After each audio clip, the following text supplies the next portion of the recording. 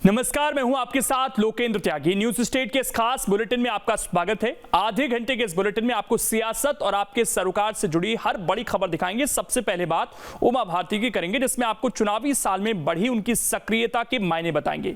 इसके साथ ही बीजेपी आदिवासी वोटों को लेकर इतनी चिंतित क्यों है, इसका भी विश्लेषण करेंगे। तो वहीं मध्य प्रदेश में बाघों की सुरक्षा पर सवाल क्यों उठ रहे हैं, इस पर एक डिटेल रिपोर्ट भी आपको दिखाएंगे। जबकि छत्तीसगढ़ में एक IAS अधिकारी गवाही सुर्खियों में क्यों ये भी आपको बताएंगे। इसके अलावा छत्तीसगढ़ में कुपोषण पर एक रिपोर्ट भी आपको दिखाएंगे। तो आइए शुरू करते हैं। खबर तो यह है,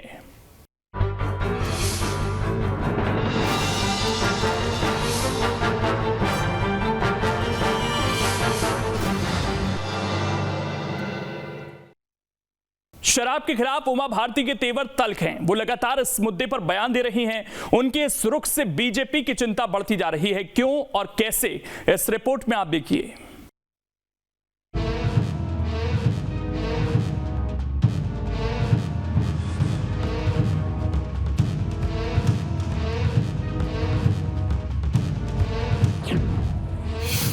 शराब के खिलाफ उमा भारती का मोर्चा,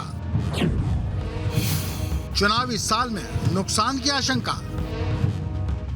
जिस तेवर और अंदाज के लिए उमा भारती को जाना जाता है, वो लंबे समय बाद फिर से मध्य प्रदेश में देखने को मिल रहा है। शराब के खिलाफ उनके तेवर तल्ख हैं और लगातार शराब नीति पर सवाल उठा रही हैं। बावजूद इसके कि प्रदेश में उन्हीं की पार्टी की सरकार है। चूंकि ये चुनावी साल है, लिहाजा बीजेपी की इससे किरकिरी बढ़ रही है और पार्टी को नुकसान की भी आशंका है। दिलचस्प बात यह है कि उमा भारती की मोर्चेबंदी का फायदा कांग्रेस उठाती दिख रही है।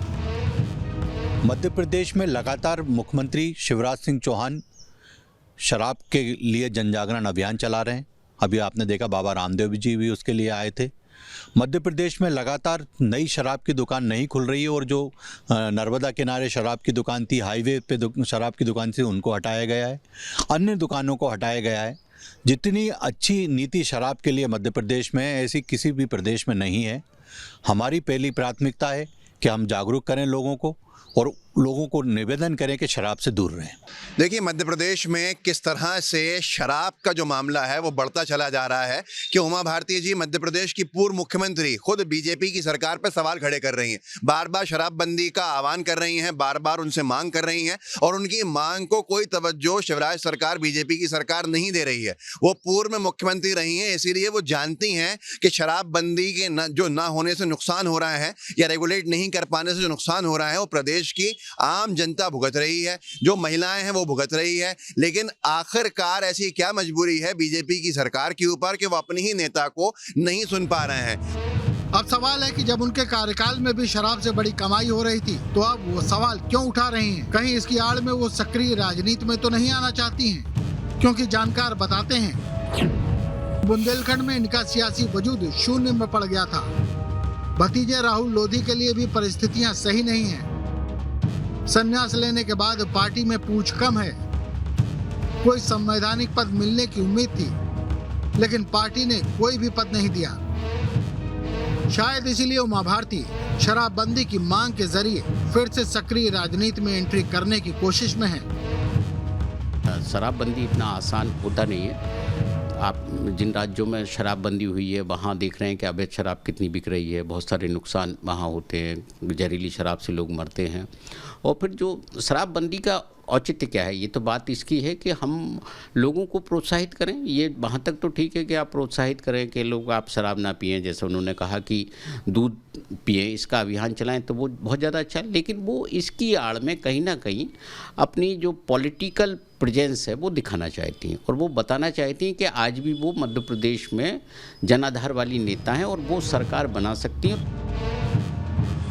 अब सवाल है कि आखिर उमा भारती के तेवर से बीजेपी चिंतित क्यों है?